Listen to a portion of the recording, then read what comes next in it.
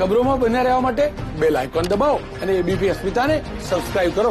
અમદાવાદમાં કોરોનાના સંક્રમણને કારણે લાદવામાં આવેલા 2 દિવસના કર્ફ્યુથી ફ્રૂટના વેપારીઓને નુકસાન વેઠવાનો વારો આવ્યો. કાલુપુર ફ્રૂટ માર્કેટના વેપારીઓને મોટા પ્રમાણમાં નુકસાન થયું છે. વેપારીઓના ગોડાઉન અને દુકાનમાં રહેલ ફ્રૂટનો જથ્થો બગડી જવાથી ફેંકવાનો વારો આવ્યો. કાલુપુર માર્કેટમાં આવેલી 123 દુકાનમાં રહેલો ફ્રૂટનો સામાન બગડી ગયો છે. રાત્રિ કર્ફ્યુને કારણે અન્ય રાજ્યમાંથી આવતા માલને પણ અસર પડવાની વેપારીઓએ વાત કરી. અમદાવાદ શહેરના હોલસેલ કાલુપુર ફ્રૂટ માર્કેટમાં 2 દિવસના કર્ફ્યુના કારણે કયા પ્રકારની પરિસ્થિતિ સર્જાઈ છે તે જાણવાનો પ્રયાસ કરીએ. તો આપ જોઈ રહ્યા છો કે આ ફ્રૂટ માર્કેટ છે કે જ્યાંથી અમદાવાદ અને આસપાસના વિસ્તારમાં જે નાના મોટા વેપારીઓ હોય છે તે અહીંયાથી ફ્રૂટનો જે માલ સામાન છે તે લઈ જાય છે અને રિટેલમાં વેપાર કરતા હોય છે. મારી સાથે હોલસેલના એના રેસિડેન્ટ છે માર્કેટના, તેમની સાથે વાત કરીએ. દિલીપભાઈ, 2 દિવસનું કર્ફ્યુ હતું જેના કારણે કયા પ્રકારની અસર જોવા મળી છે?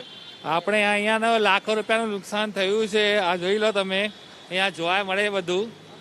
આપણે આ લોકોને 3 દિવસ પહેલા જાણ કરવી જોઈએ અમને કે તમને બંધ કરવાનું છે કાલથી. 3 દિવસ પહેલા જાણ કરવું જોઈએ અમને.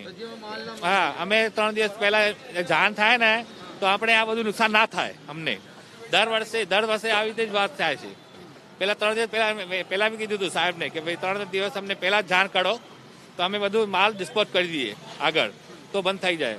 આ બધું આટલો નુકસાન થાય છે મારું, કોણ ભરીને આપશે? કોઈ જાણ નહીં ભાઈ. રાત્રિ કર્ફ્યુ પણ રહેવાનો છે, તો એ દરમિયાન કયા પ્રકારની પરિસ્થિતિ હોય છે? કેમ કે અન્ય રાજ્યોમાંથી કદાચ આપનું ફ્રૂટ આવતા હોય છે, તો અન્ય રાજ્યોમાંથી ક્યારે આવતા હોય છે અને કયા રાજ્યોમાંથી શું આવતું હોય છે? રાતે 11 વાગે આવે છે માલ. રાતના 11 થી સવાર 5 વાગે 7 વાગ્યા સુધી પરમિશન છે. લેકિન અત્યારે આ કર્ફ્યુથી કેવી રીતે આવશે એ બધું જાણ. કયા રાજ્યોમાંથી કયા ફ્રૂટ આવે છે?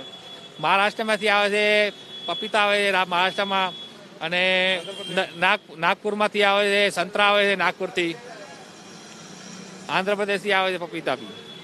તો કાલુપુર ફ્રૂટ માર્કેટમાં કર્ફ્યુના કારણે કયા પ્રકારની અસર છે તે જાણવાનો પ્રયાસ કર્યો. કેમેરામેન કમલેશ પટેલ સાથે અર્પિત દરજી, એબીપી અસ્મિતા.